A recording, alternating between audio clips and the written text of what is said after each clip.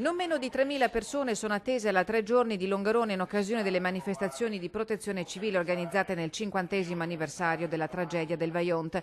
La protezione civile e il Vajont, prevenzione, soccorso, memoria, il titolo dell'iniziativa presentata nella sede della Giunta regionale veneta. Quest'anno toccare Belluno nel 50° del Vajont credo che fosse indispensabile oltre che fondamentale, e quindi da quell'evento tragico, quella tragedia che c'è stata, la crescita del sistema di protezione civile, la crescita della nostra comunità verso il capire una coscienza di autoprotezione nei confronti della natura credo che siano fondamentali. Il programma prevede l'apertura domani alle 10 con un incontro sulla pericolosità idraulica a valle delle dighe e il quarto meeting del volontariato del Veneto. Sabato sarà la volta di una esercitazione nazionale sul rischio sismico denominata Nord-Est 2013, nel corso della quale verrà simulato un terremoto di 5,8 gradi della scala Richter con epicentro a Tambere, che coinvolgerà 29 comuni delle province di Treviso e Belluno.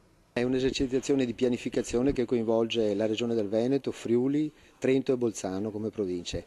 Vengono attivate due province in modo particolare, Treviso e Belluno, viene attivata la provincia di Pordenone, vengono attivate le prefetture ovviamente. Domenica la giornata commemorativa del disastro del 9 ottobre 63, che sarà un omaggio alla solidarietà di quanti si mobilitarono per portare aiuto con un toccante incontro tra sopravvissuti e soccorritori di allora. Sarà anche un'occasione per testare quello che è il sistema di protezione civile attuale da un lato e dall'altro quello di esprimere la nostra gratitudine e riconoscenza verso le migliaia di soccorritori che all'indomani del 9 ottobre del 1963 hanno aiutato la nostra comunità a rinascere, hanno dato conforto ai superstiti e sono stati determinanti nei processi successivi a questo drammatico evento.